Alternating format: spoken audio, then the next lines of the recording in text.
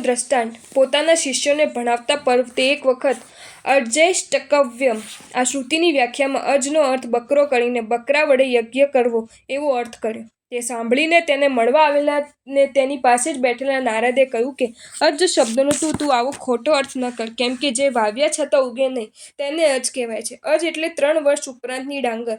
આપણા ગુરુએ પણ એમ જ કહ્યું છે. માટે હે પર્વત, તું ધર્મોપદેષ્ટા ગુરુને અને ધર્મ પ્રતિપાદક શ્રુતિને અન્યથા વિપરીત અર્થયુક્ત ન કર. આમ નારદે ઘણું સમજાવવા છતાંય દુર્ભાગ્યને વશ પડેલા પર્વ તે પોતાનો કદાગ્ર મૂક્યો નહીં. છેવટે તેમને વાત કરવાનું નક્કી કર્યું. જે હારે તેને પોતાની જીભ કાપી નાખવી એવી આકરી શરત કરી અને તેમાં સત્યવાદી વસુ રાજાને સાક્ષી કર્યો. શરતની વાત સાંભળી પર્વતની માતાએ પુત્રને એકાંતમાં લઈ જઈને કહ્યું કે મેં પણ તારા પિતાને અજ એટલે 3 વર્ષ જૂની ડાંગર એવો અર્થ કહેતા સાંભળ્યા છે. માટે ફોગટ આવી મહા અનર્થકારી શરત તું શા માટે કરે છે?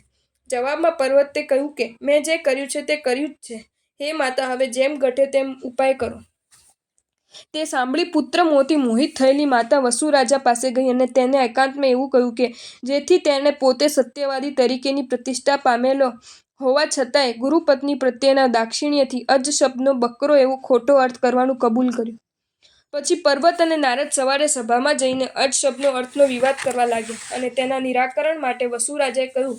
તે વખતે મોટા પાપનો પણ અનાદર કરીને રાજાએ ખોટી સાક્ષી પૂરી અજ શબ્દનો બકરો અર્થ કર્યો. તે જ વખતે દેવીએ તેને લાત મારીને સિંહાસન ઉપરથી પાડી નાખ્યો. તે ત્યાં તરત જ મૃત્યુ પામીને પોતાના પાપના ફળ ભોગવવા નરકે ગયો. તેની ગાદીએ બેઠેલા તેના 8 પુત્રોને પણ અનુક્રમે દેવીએ હણ્યા. તેના 2 પુત્રો નાસી ગયા. લોકોએ અસત્યવાદી પર્વતનો તિરસ્કાર કરી તેને નગરમાંથી હડકાયા કૂતરાની જેમ કાઢી મૂક્યો.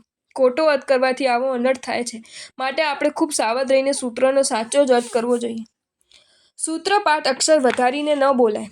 બાળ જીવનની પાટી પર ધાર્મિક અભ્યાસનો એકડો શુદ્ધ રીતે ઘૂંટવાનું કેટલું બધું જરૂરી છે અને મીંડા માત્રાની ભૂલ કેવો અને કેટલો મોટો અનર્થ ઊભો કરી જાય છે એ તમે રાજકુમાર કુણાલના એક જીવન પ્રસંગ પરથી બરાબર સમજી ગયા. હવે બીજા પાઠ તરીકે તમારે એ વાત સમજવાની છે કે જ્યાં જે પાઠ જેટલો બોલવાનો હોય એટલો જ બોલવો જોઈએ. એ પાઠના અક્ષરો 2 વાર ન બોલાય. અધિકસ્ય અધિકમ ફલમ.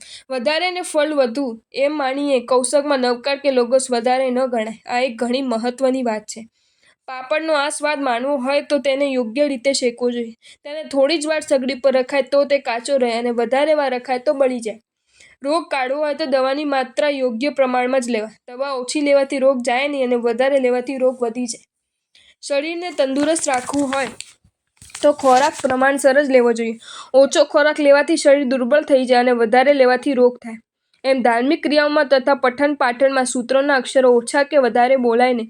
સૂત્રમાં હોય તેના કરતાં વધારે અક્ષર બોલવાથી કેવો અનર્થ થાય છે એ સમજવા માટે એક લૌકિક કથા જાણવા જેવી છે.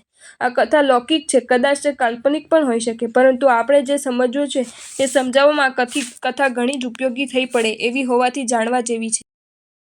જો તમને આ વિડીયો ગમ્યો હોય તો આ વિડીયોને લાઈક કરો અને મારી ચેનલ જૈન ફેક્ટ્સ એન્ડ સ્ટોરીઝને સબસ્ક્રાઈબ કરો. ધન્યવાદ.